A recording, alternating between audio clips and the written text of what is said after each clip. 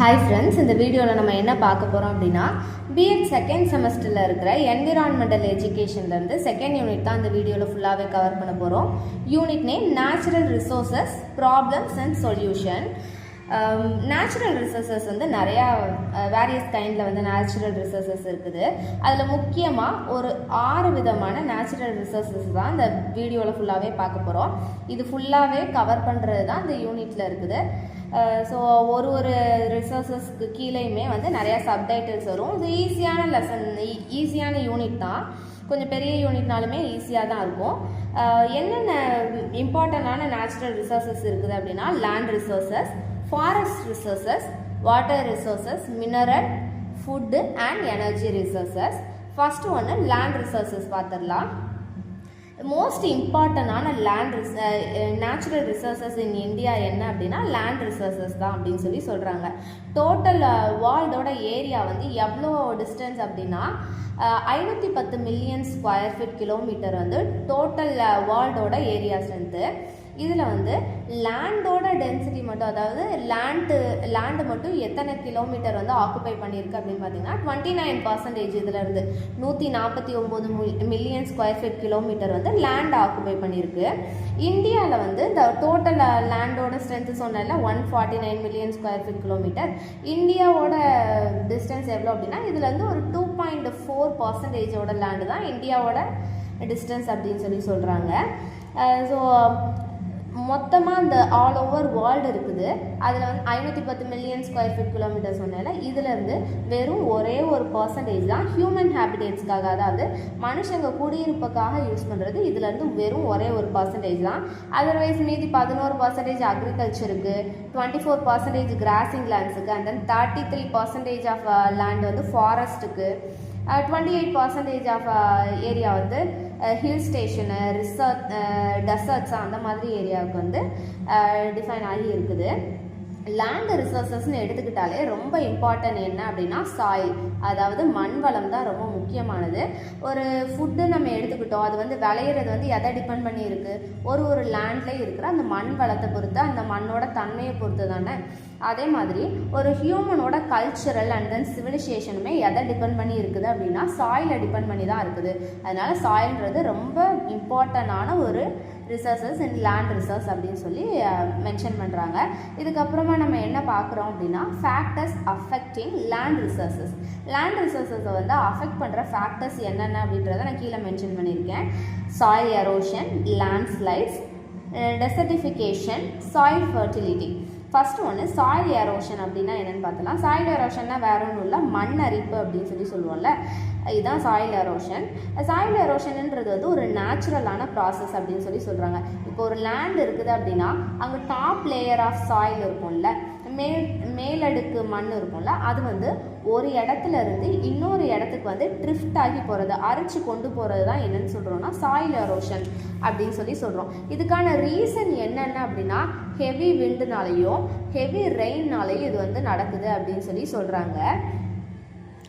ஒரு இடத்துல வந்து இருக்கிற ஃபாரஸ்ட்டை வந்து டீஃபாரஸ்டேஷன் வந்து இதுக்கு மெயினான காரணம்.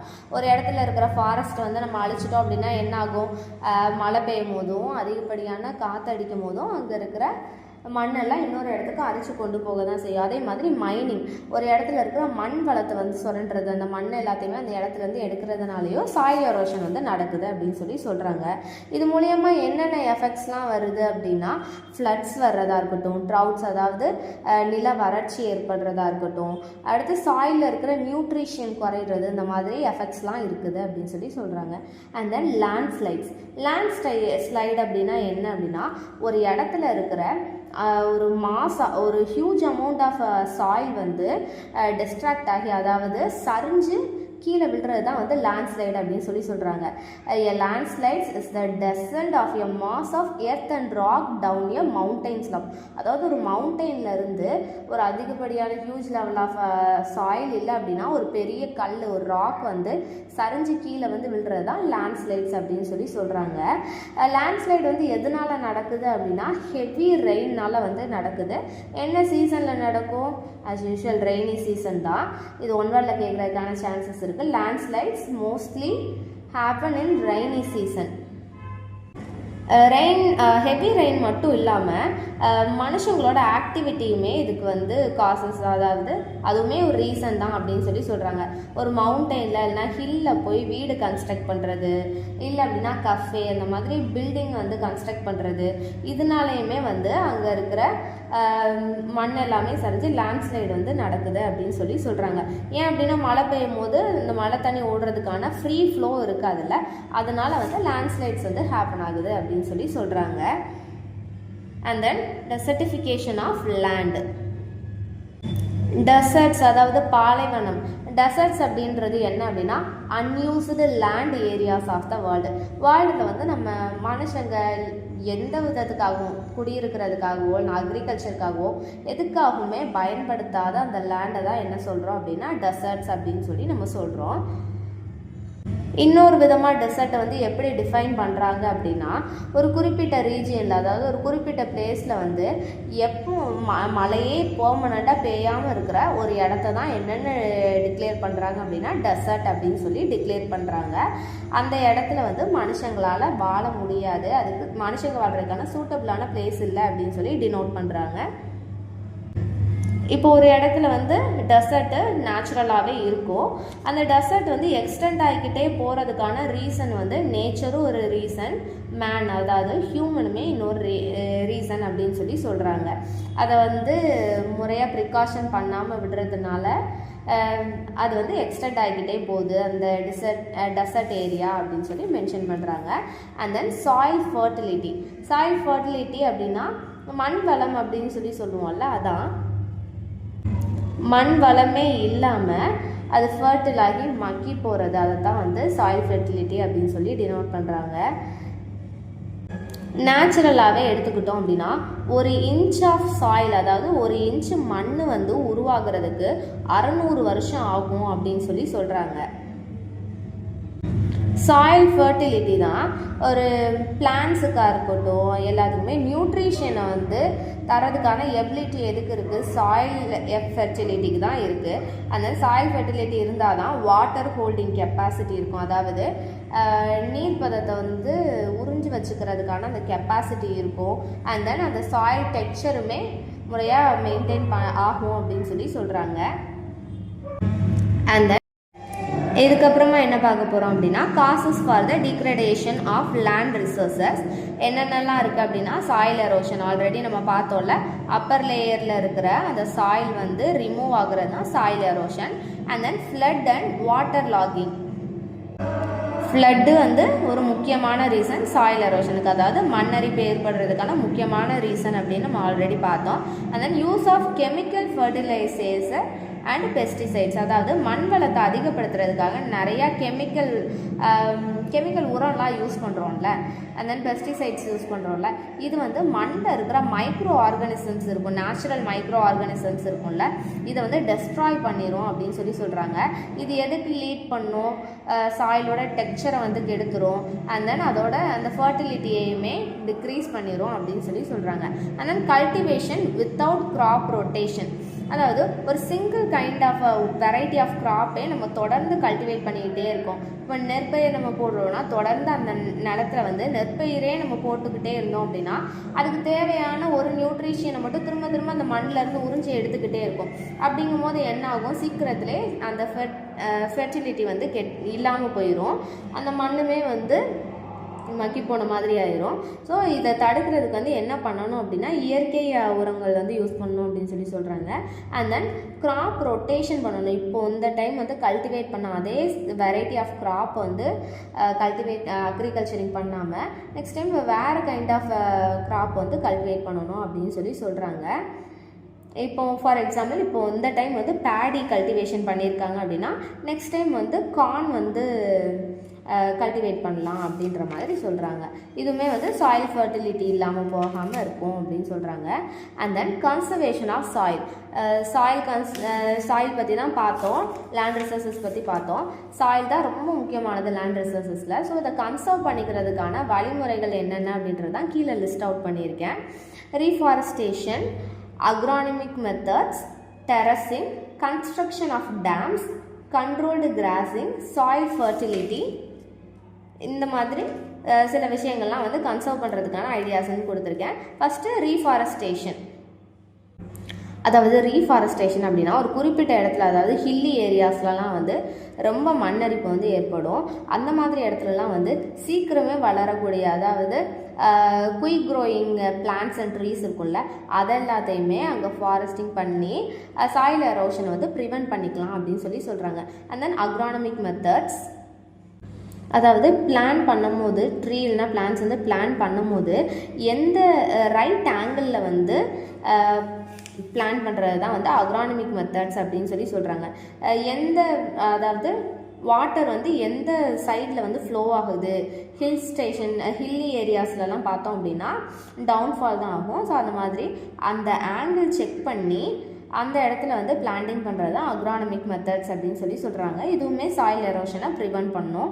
And then terracing method, sloppy areas இருக்குல்ல, அதெல்லாம் வந்து டிவைஸ் பண்ணி ஒரு சின்ன சின்ன ஃப்ளாட் மாதிரி கொஞ்சம் குழியாக வச்சு அந்த இடத்துல வந்து வாட்டர் வந்து ஹோல்டு பண்ணி வைக்கிற மாதிரி பண்ணி வைக்கலாம் அப்படின்னு சொல்கிறாங்க. அதாவது செட்டிங் ஸ்மால் ஃப்ளாட் ஃபீல்ட்ஸ், இதை தான் வந்து டெரசிங் மெத்தட் அப்படின்னு சொல்கிறாங்க. அண்ட் தென் கன்ஸ்ட்ரக்ஷன் ஆஃப் டேம்ஸ். சில நேரம் வந்து ஹெவி ரெயின் இருக்கும், ரெய்னி சீசன்லலாம். அந்த டைமில் வந்து நிறையா தண்ணி வரும், தென் ஹெவி ஃப்ளோ இருக்கும், வாட்டர் ஃப்ளோ வந்து ஹெவியாக இருக்கும். அந்த டைமில் வந்து டேம்ஸ் அந்த மாதிரி கன்ஸ்ட்ரக்ட் பண்ணி வச்சோம் அப்படின்னா சாயில் பொல்யூஷனும் ஆகாமல் இருக்கும், சாயில் எரோஷனும் ஆகாமல் இருக்கும். அண்ட் தென் வாட்டர் சேவிங்கும் இருக்கும் அப்படின்னு சொல்கிறாங்க. அண்ட் தென் கண்ட்ரோல்டு கிராசிங்,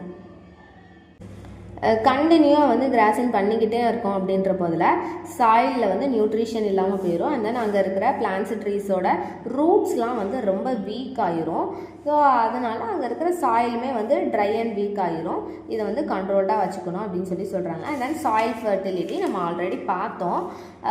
ஒரு இடத்துல வந்து கண்டினியூவாக ஒரே க்ராப்பை வந்து கல்டிவேட் பண்ணாமல் ரொட்டேஷன் வேல வந்து கல்டிவேட் பண்ணணும். சாயில் ஃபர்டிலிட்டி இல்லாமல் போகாமல் பார்த்துக்கணும்.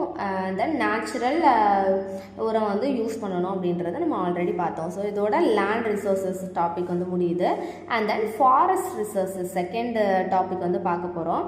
இந்த டேர்ம் ஆஃப் ஃபாரஸ்ட், இந்த ஃபாரஸ்ட்ன்ற வேர்டு வந்து லாட்டின் வேர்டான ஃபாரிஸ் அப்படின்றதுல வந்து டிரைவ் ஆகி வந்தது தான் ஃபாரஸ்ட்ன்ற வேர்டு. அதுக்கு மீனிங் என்ன அப்படின்னா out side.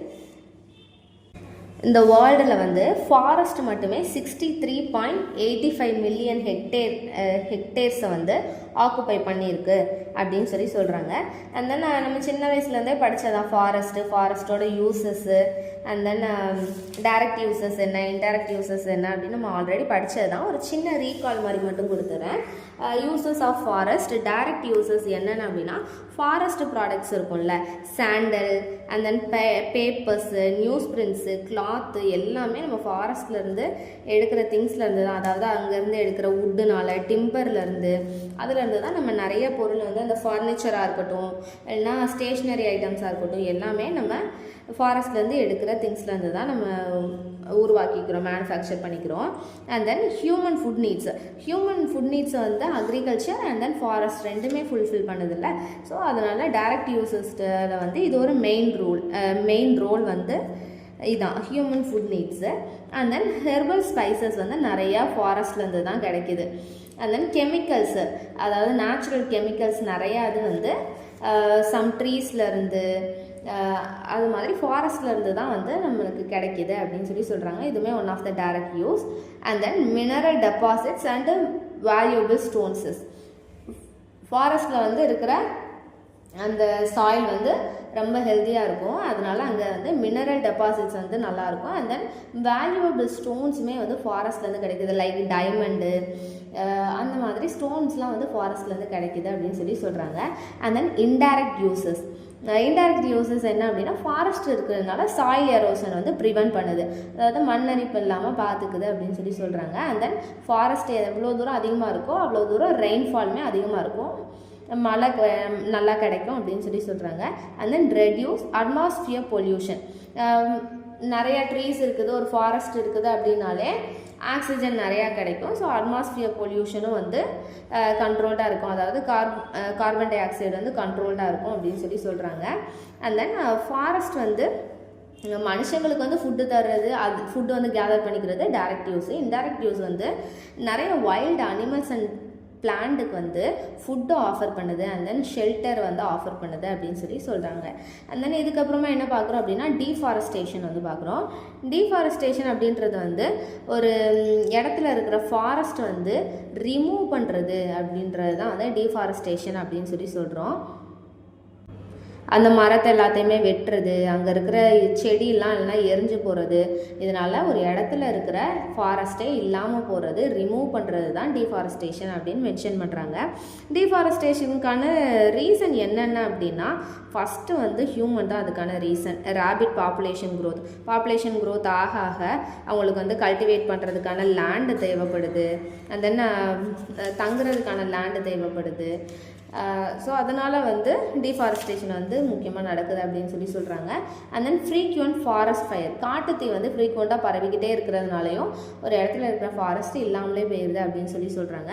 And then flawed government policy, அதாவது ஃபாரஸ்ட் வந்து பாதுகாக்கிறதுக்கான கவர்மெண்ட் பாலிசியில் ஏதாவது ஃப்ளா இருந்தது அப்படின்னா அதனாலே ஃபாரஸ்ட் வந்து இல்லாமல் போயிடுது அப்படின்னு சொல்லி சொல்கிறாங்க.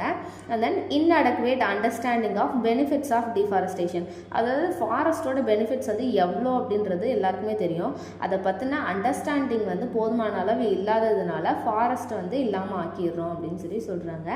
And then maximum short term gains, அதாவது ஷார்ட் டேர்ம் கெயின்ஸ்னால் என்னது, இப்போதைக்கு எனக்கு அந்த ஃபாரஸ்ட்டில் இருக்கிற மரம் வேணும், அதை வச்சு நான் வீடு கட்டணும், இப்போதைக்கு அந்த லேண்ட் எனக்கு வேணும் அப்படின்ற அந்த ஷார்ட் டேர்ம் கெயின்ஸ்க்காக வந்து ஒரு ஃபாரஸ்ட்டே அழிச்சிடும். ஸோ அதனால் லாங் டேர்ம் கெயின்ஸ் என்னென்ன, நம்மளுக்கு ஆக்சிஜன் தேவைப்படும், அங்கே இருக்கிற ஹெர்ப்ஸ் தேவைப்படும். ஸோ இந்த மாதிரி லாங் டேர்ம் கெயின்ஸை பற்றி யோசிக்காமல் ஷார்ட் டேர்ம் கெயின்ஸ் பற்றியே யோசிச்சுட்டு இருக்கிறதுனால வந்து டிஃபாரஸ்டேஷன் நடக்குது அப்படின்னு சொல்லி சொல்கிறாங்க. அண்ட் தென் டிம்பர் எக்ஸ்போர்ட்ஸ் ரொம்ப முக்கியமானது. உள்நாட்டுக்குள்ளேயும் சரி வெளிநாட்டுக்குள்ளேயும் சரி டிம்பர் எக்ஸ்போர்ட் பண்ணுறதுனால, அதாவது மரக்கட்டைகள் இல்லைன்னா சந்தனக்கட்டை அது மாதிரிலாம் எக்ஸ்போர்ட் பண்ணுறதுனாலையும் டிஃபாரஸ்டேஷன் ஆகுது அப்படின்னு சொல்லி சொல்கிறாங்க. இதுக்கப்புறமா நம்ம என்ன பார்க்க போகிறோம் அப்படின்னா மெஷர்ஸ் டு ப்ரிவெண்ட் டிஃபாரஸ்டேஷன்னா என்ன பார்த்துட்டோம், அதுக்கான ரீசன்ஸ் என்னென்னு பார்த்துட்டோம். இந்த டிஃபாரஸ்டேஷனை ப்ரிவெண்ட் பண்ணுறதுக்கு என்னென்னலாம் பண்ணலாம் அப்படின்னா பொலிட்டிக்கல் இன்டர்ஃபரன்ஸ் இன் பாலிசி, அதாவது பொலிட்டிக்கல் பாலிசிஸில் வந்து டிஃபாரஸ்டேஷனுக்கான லாஸ் வந்து கொண்டு வரணும் அப்படின்னு சொல்லி சொல்கிறாங்க. And then should be adequate consuming legal procedure, அதாவது இவ்வளோ தான் ஃபாரஸ்ட்லேருந்து மரத்தை வந்து எடுத்துக்கணும், இவ்வளோ தான் சாயில் எடுத்துக்கணும் அப்படின்ற ஒரு லீகல் ப்ரொசீஜர் இருக்கும்ல, அந்த லீகல் ப்ரொசீஜரை மட்டும் கன்சியூம் பண்ணிக்கணும் அப்படின்னு சொல்லி சொல்கிறாங்க. And then proper coordination among the various government departments, central government, state government, அது மாதிரி வேரியஸ் கவர்மெண்ட் டிபார்ட்மெண்ட்ஸ் இருக்குது, அவங்களுக்குள்ள வந்து ஒரு ப்ராப்பரான கோஆர்டினேஷன் இருக்கணும் அப்படின்னு சொல்லி சொல்கிறாங்க. அண்ட் தென் அஃபாரஸ்டேஷன் அப்படின்னா growing trees as a crop to develop forest in those places where previously no forest existed. அதாவது அஃபாரஸ்டேஷன் அப்படின்னா ஒரு லேண்ட் இருக்குது, அந்த லேண்டில் அதுக்கு முன்னாடி அங்கே ஃபாரஸ்ட்னு ஒன்று இல்லை, ஆனால் கண்டினியூவாக வந்து அந்த இடத்துல ட்ரீ வளர்க்குறது மூலியமாக அந்த இடத்தையே வந்து ஃபாரஸ்ட் மாதிரி வந்து க்ரியேட் பண்ணுறது தான் என்னன்னு சொல்கிறாங்க அப்படின்னா அஃபாரஸ்டேஷன் அப்படின்னு சொல்லி சொல்கிறாங்க. ஸோ இது மூலியமாகவும் வந்து இந்த டிஃபாரஸ்டேஷனில் வந்து என்னென்னலாம் நம்மளுக்கு டிமெரிட்ஸ் இருந்ததுன்னு பார்த்தோம். இது எல்லாமே மெரிட்டாக நம்மளால் கன்வெர்ட் பண்ணிக்க முடியும் அப்படின்னு சொல்லி சொல்கிறாங்க. இதுக்கப்புறமா தேர்டு ஒன் வந்து என்ன ரிசோர்ஸு, வாட்டர் ரிசோர்ஸ். இதை தான் நம்ம இதில் பார்க்க போகிறோம். வாட்டர் ரிசோர்ஸ் தான் மோஸ்ட் இம்பார்ட்டண்டான நேச்சுரல் ரிசோர்ஸ் அப்படின்னு சொல்லி சொல்கிறாங்க. ஒரு மனுஷனோட ஃபஸ்ட்டு நீடே என்ன, செகண்ட் நீடே என்ன அப்படின்னா வாட்டர் ரிசோர்ஸ் தான் அப்படின்னு சொல்லி சொல்கிறாங்க. எல்லாருமே வந்து வாட்டர் டிபெண்ட் பண்ணி தான் இருக்கும். எல்லா லிவிங் ஆர்கானிசமுமே, அனிமல்ஸாக இருக்கட்டும், பேர்ட்ஸாக இருக்கட்டும், பிளான்ட்ஸு, ட்ரீஸு, ஹியூமன் பீயிங் எல்லாருமே வாட்டரை டிபெண்ட் பண்ணி தான் இருக்கும். ஸோ இது வந்து ஒரு மோஸ்ட் இம்பார்ட்டண்டான நேச்சுரல் ரிசோர்ஸஸ் அப்படின்னு சொல்லி சொல்கிறாங்க. வேர்ல்டில் இந்த எர்த்துலேயே வந்து 70% ஆஃப் எர்த் வந்து வாட்டர்னால தான் கவர் ஆகிருக்கு. அது நம்மளுக்கு ஆல்ரெடி தெரியும். அதனால தான் எர்த்தை வந்து ப்ளூ பிளானட் அப்படின்னு சொல்லி சொல்கிறோம். ஆனால் இந்த 70% ஆஃப் வாட்டரே நம்ம கன்சியூம் பண்ண முடியுமா, அது எல்லாமே வந்து க்ளீன் வாட்டர் அப்படின்னு கேட்டால் கிடையாது. 2.5% மட்டும்தான் ஃப்ரெஷ் வாட்டர், அதை மட்டும்தான் நம்மளால் கன்சியூம் பண்ணிக்க முடியும். மற்றபடியான 97.5% ஆஃப் வாட்டர் வந்து ஓஷன் வாட்டர் அப்படின்னு சொல்லி சொல்கிறாங்க.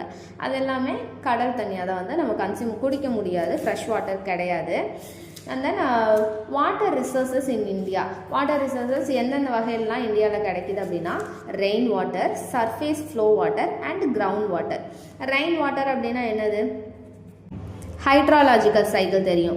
அதாவது வெப்பமயமாதல் மூலியமாக ஆவியாகி தண்ணி மேலே போய் திரும்பவும் வந்து நம்மளுக்கு க்ளீன் வாட்டராக திரும்ப பூமிக்கே கிடைக்கிறது.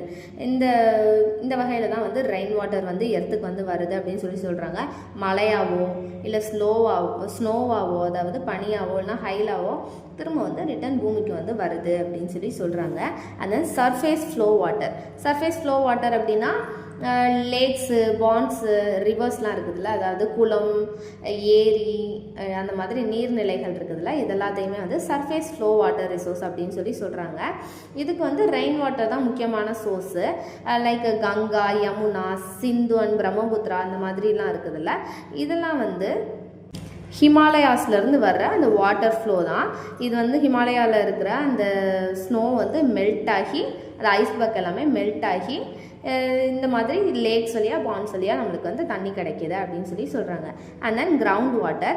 கிரவுண்ட் வாட்டர் அப்படின்னா வாட்டரை வந்து டெப்த்தில் வந்து டெபாசிட் பண்ணி வைக்கிறது தான் கிரவுண்ட் வாட்டர் அப்படின்னு சொல்கிறாங்க. Water deposits found at a depth of about 100 meters from the earth surface are known as ground water. அதாவது கிரவுண்ட், அதாவது பூமியிலேருந்து 1000 மீட்டர் டிஸ்டன்ஸில் வந்து டெபாசிட் ஆகிருக்கிற வாட்டர் தான் வந்து கிரவுண்ட் வாட்டர் அப்படின்னு சொல்கிறாங்க. போர்வெல்ஸ் மூலியமாக நம்ம பம்ப் பண்ணி வெளியில் எடுக்கிறோம்ல, இதுதான் வந்து கிரவுண்ட் வாட்டர் அப்படின்னு மீன் பண்ணுறாங்க. And then uses of water and its over explanation.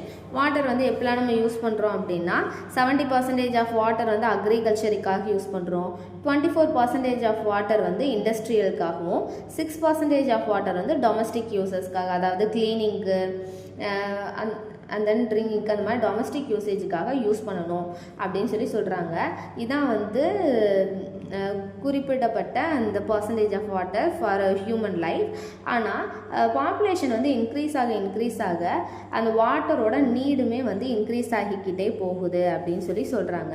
So இதனால் வாட்டர் ஸ்கேர்சிட்டியை வந்து கண்ட்ரோல் பண்ணி தானே ஆகணும். அதுக்கான வேஸ் என்ன அப்படின்றது தான் நம்ம இதுக்கப்புறமா பார்க்க போகிறோம். Ways and means of controlling water scarcity in India. இதுக்கு வந்து 3 விதமாக வந்து வழிமுறையை வந்து ஃபாலோ பண்ணுறாங்க. ஆல்ரெடி நம்ம பார்த்தோம்ல, rain water, surface flow water and ground water. இதுதான் வந்து வாட்டர் ரிசோர்ஸஸ் இந்தியாவில் இருக்கிற 3 விதமான மெயின் வாட்டர் ரிசோர்ஸஸ். இதை வந்து கண்ட்ரோலில் வச்சுக்க தென் ஸ்கேர்சிட்டி பண்ணிக்கிறதுக்கான வழிமுறைகள் என்னென்ன அப்படின்னா, ரெயின் வாட்டரை வந்து கன்சர்வ் பண்ணி வச்சுக்கணும். அதாவது சவுத் வெஸ்ட், நார்த் ஈஸ்ட் அந்த மாதிரி மன்சூன் வந்து ஒரு காலநிலைகளுக்கும் தகுந்த மாதிரி மன்சூன் ரெயின் வந்து பெய்யும். அந்த டைமில் வந்து இந்த ரெயின் வாட்டர் வந்து சேவ் பண்ணி வச்சுக்கணும் அப்படின்னு சொல்கிறாங்க. அண்ட் தென் மேஜர் ரிவர்ஸ் இருக்கும்ல, கங்கா, யமுனா, அந்த மாதிரி மேஜர் ரிவர்ஸ்லாம் வந்து இன்டர்லிங்க் பண்ணி விடுறதுக்கு மூலியமாக 2 விதமான முக்கியமான ப்ராப்ளம்ஸ் வந்து தடுக்கப்படுது.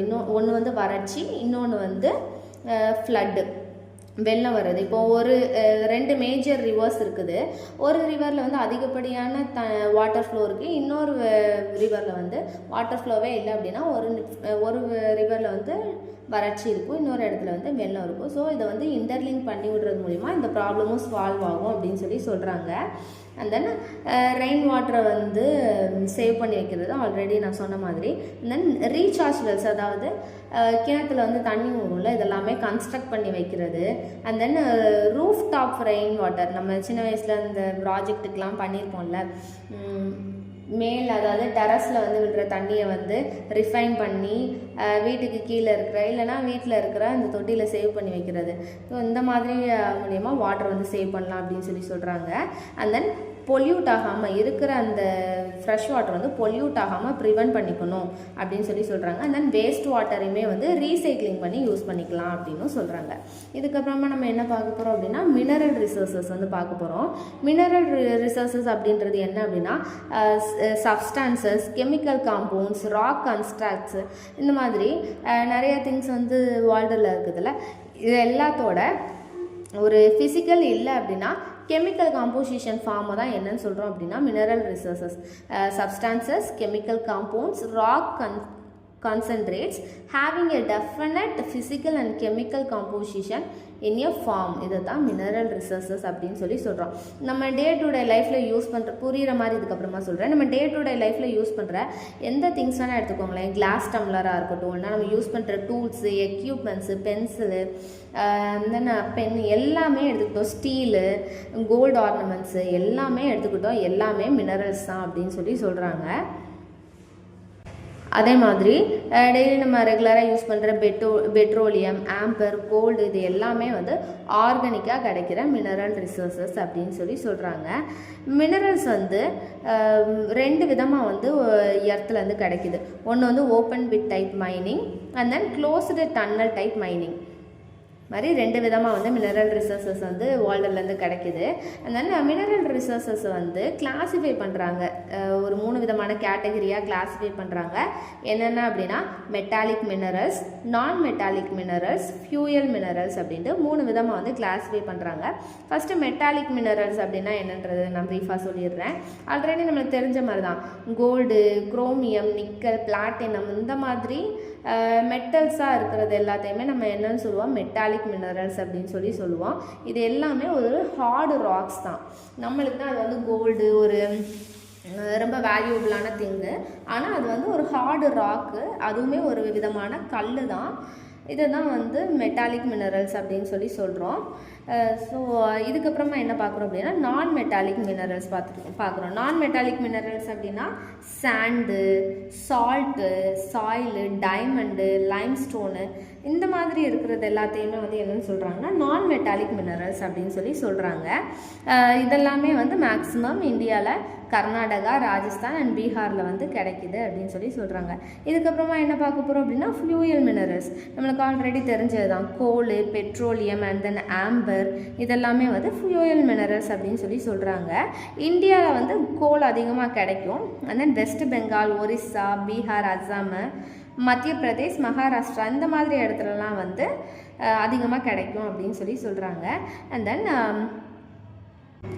லிக்னைட்டு நம்ம ஆல்ரெடி தெரியும்ல, நெய்வேலி சைடு, தமிழ்நாடு சைடு வந்து அதிகமாக கிடைக்கும் லிக்னைட்டு. லிக்னைடை வந்து ப்ரௌன் கோல் அப்படின்னு மென்ஷன் பண்ணுறாங்க. ப்ரௌன் கலரில் கிடைக்கிற அந்த கரின்றதுனால ப்ரௌன் கோல் அப்படின்னு மென்ஷன் பண்ணுறாங்க. And then uses of mineral resources. Mineral ரிசோர்ஸஸோட யூசஸ் வந்து சொல்லிக்கிட்டே போகலாம், நிறையா இருக்கும். ஆனால் ஒரு குறிப்பிட்டதை மட்டும் நான் கீழே மென்ஷன் பண்ணியிருக்கேன். நிறைய ஜுவல்ஸ் வந்து மேனுஃபேக்சர் பண்ணுறாங்க.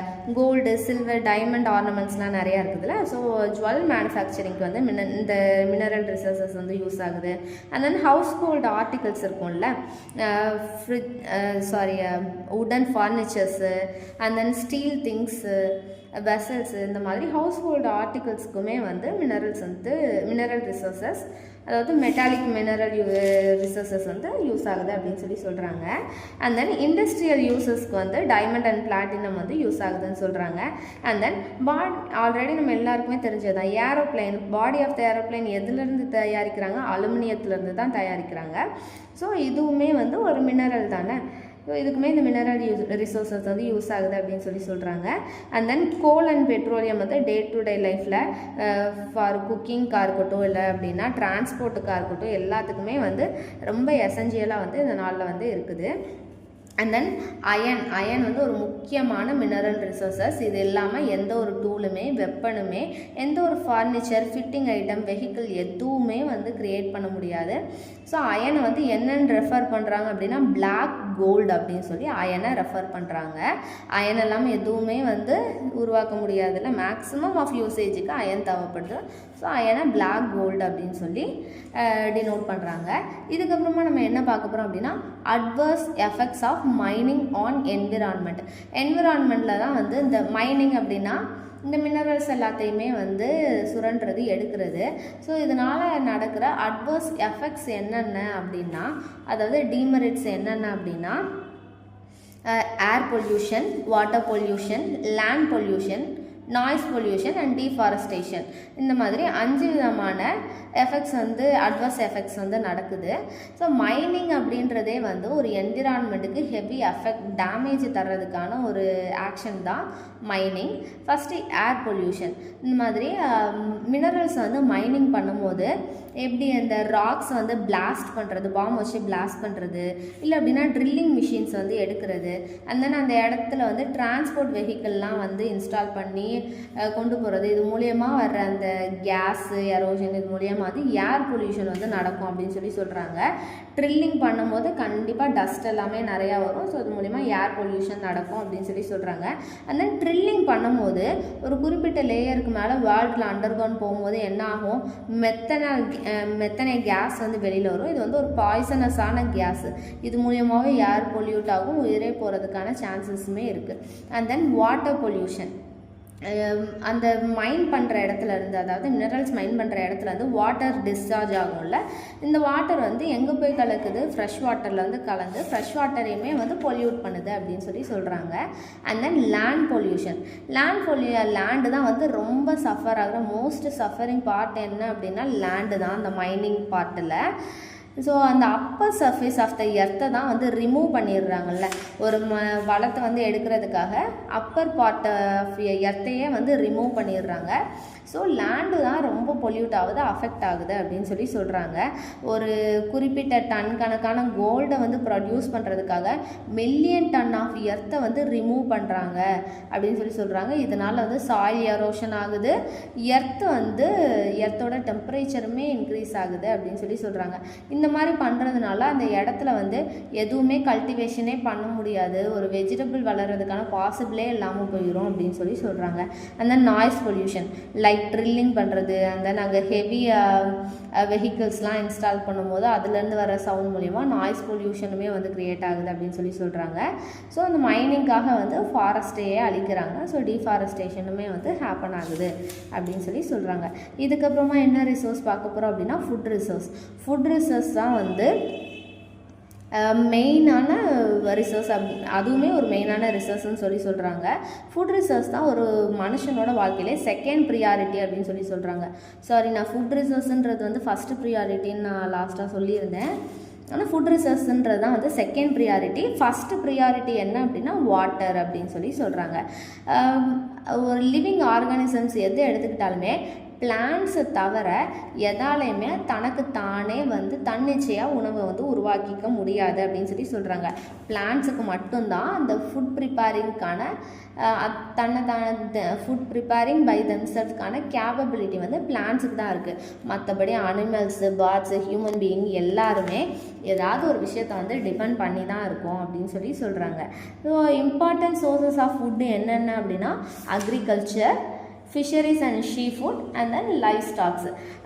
அக்ரிகல்ச்சர் அப்படின்றது நம்மளுக்கு ஆல்ரெடி தெரிஞ்சது தான். வேளாண்மை மூலியமாக, விவசாயம் மூலியமாக மனுஷங்களுக்கு தேவையான ஃபுட்டை வந்து உருவாக்கிக்கிறது, விளைய வைக்கிறது தான் அக்ரிகல்ச்சரிங்.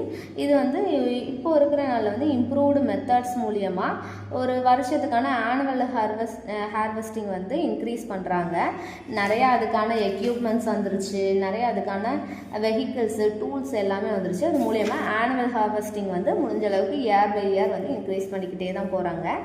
அண்ட் தென் இதுக்கப்புறமா ஃபிஷரிஸ் அண்ட் சீ ஃபுட் பார்த்துடலாம். ஃபிஷரிஸ் அப்படின்னா அதாவது மெரைன் ஆர்கானிசம்ஸ் இருக்கும்ல, ஃபிஷ்ஷு, கிராப்பு, இந்த மாதிரி மெரைன் ஆர்கானிசம்ஸை வந்து இன்டேக்கன் சாப்பிட்றது தான் வந்து சீ ஃபுட் அப்படின்னு சொல்லி சொல்கிறாங்க. இது எல்லாமே இந்த ஃபிஷ் மெரைன் ஆர்கானிசம்ஸ் எல்லாமே எதுக்கு கீழே வரும் அப்படின்னா அனிமல் ஃபுட் கேட்டகரிக்கு கீழே தான் வரும். இது வந்து மெரைன் ஆர்கானிசம்ஸ், அதாவது கடல் உணவுகள் எல்லாமே வந்து ரிச் இன் ப்ரோட்டீன் அப்படின்னு சொல்லி சொல்கிறாங்க. அண்ட் தென் லைஃப் ஸ்டாக்ஸ்னால் வேற ஒன்றும் இல்லை, அன்றாடம் சாப்பிட்ற இந்த மில்க்கு அண்ட் மீட், இதை தான் வந்து லைஃப் ஸ்டாக்ஸ் அப்படின்னு சொல்லி சொல்கிறாங்க.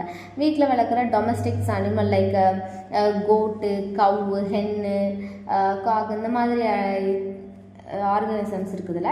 இப்போ கோட்டு, கவுலாம் எடுத்துக்கிட்டால் அதில் வந்து நம்ம மில்க் வந்து ப்ரொடியூஸ் பண்ணிக்கலாம், அதை நம்ம எடுத்துக்க முடியும். அண்ட் தென் ஹென்னு, காக்லாம் வளர்த்து என்ன பண்ணுவாங்க, அதை வந்து மீட்டாக எடுத்துப்பாங்க.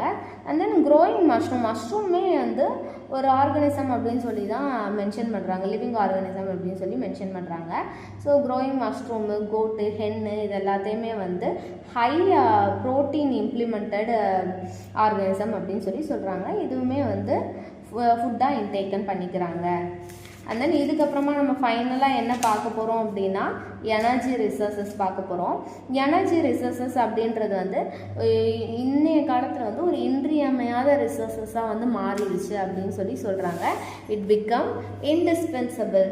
அண்ட் தென் ஒரு பேசிக் மனுஷனோட ஒரு லைஃப்பை வந்து ஃபுல்ஃபில் பண்ணுறதுக்கு வந்து எனர்ஜி ரிசோர்ஸஸ் வந்து ரொம்ப ரெக்யூர்டாக இருக்குது அப்படின்னு சொல்லி சொல்கிறாங்க.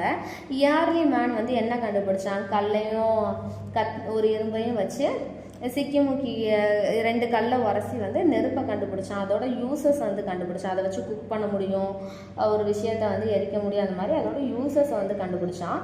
ஆனால் இப்போ வந்து இருக்கிற அப்டேட்டடான வேர்ல்டில் வந்து எனர்ஜி ரிசோர்ஸஸ் மூலிமா அந்த எலக்ட்ரிசிட்டி பவர் வந்து ஒரு ப்ரைம் பிளேஸ் வந்து ஆக்குபை பண்ணியிருக்கு அப்படின்னு சொல்லி சொல்கிறாங்க. எலக்ட்ரிசிட்டி இல்லாமல் எதுவுமே இல்லை. ஒரு 1 hour எலக்ட்ரிசிட்டி கட் ஆயிடுச்சு அப்படின்னாலுமே நம்மளால் ஆக்சுவல் ரொட்டீனை வந்து நம்மளால் பண்ண முடியாது. அதுக்கு ஏதாவது ஒரு இடத்துல வந்து ஸ்ட்ரகிள் ஆகி நிற்போம். அதனால எனர்ஜி ரிசோர்ஸஸ், எலக்ட்ரிக் பவர் வந்து ஒரு முக்கியமான பிளேஸ் வந்து ப்ளே பண்ணுது இன்றைய நாளில் அப்படின்னு சொல்லி சொல்கிறாங்க. அதனால் இதுக்கப்புறமா நம்ம என்ன பார்க்குறோம் அப்படின்னா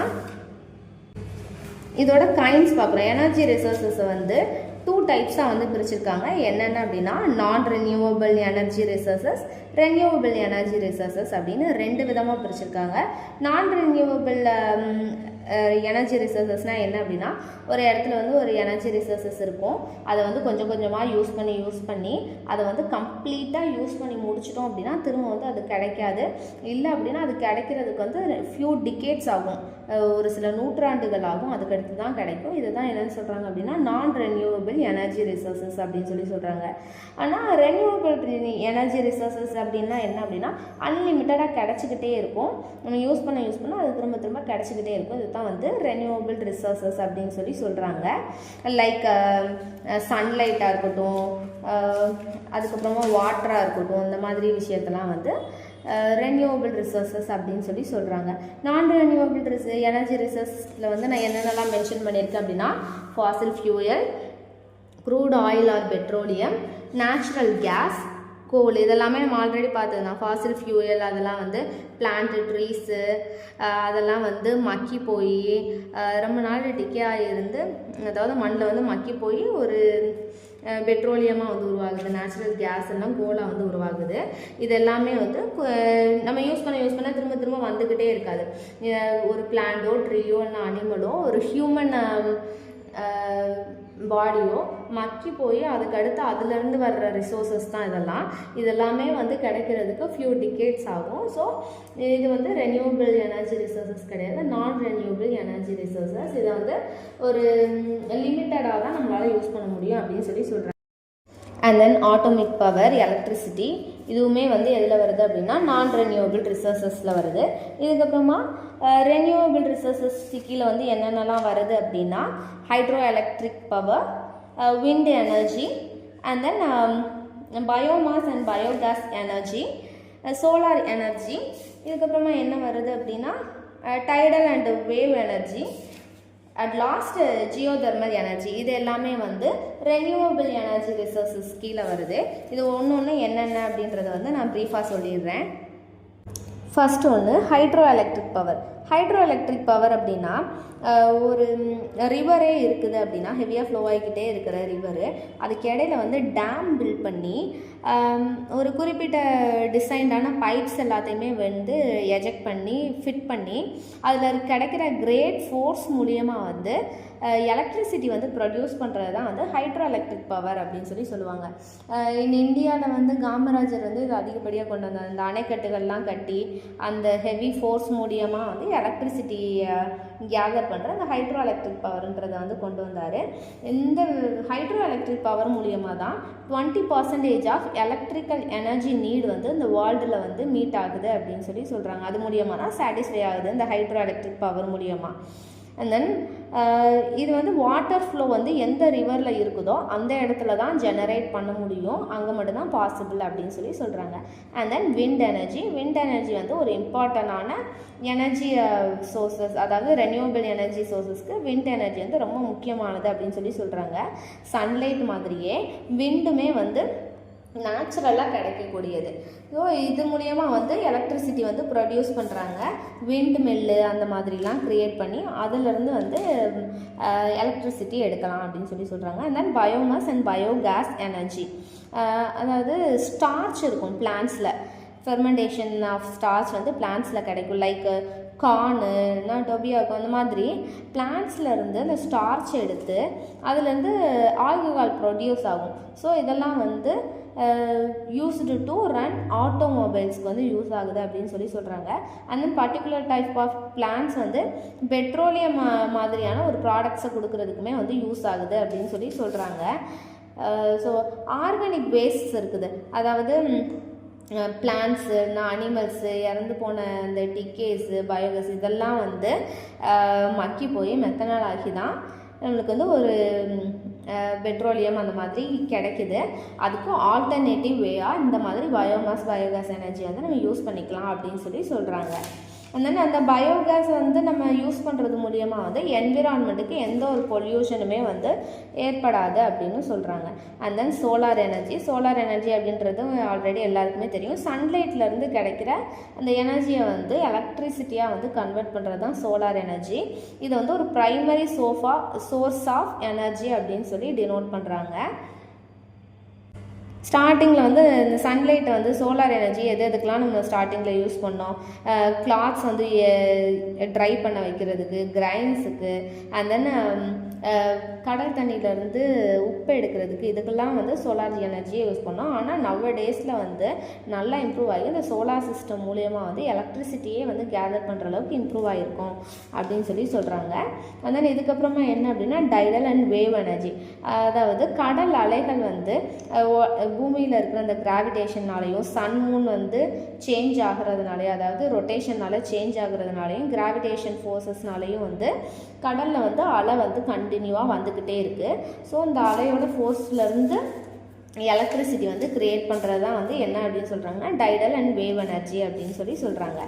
and then geothermal energy final ஒன்று, அதாவது இன்டீரியர் ஆஃப் எர்த்தோட இன்டீரியரில் இருக்கிற ராக்ஸு அதெல்லாம் வந்து ஹை டெம்பரேச்சர் அண்ட் ப்ரெஷரில் வந்து இருக்கும்.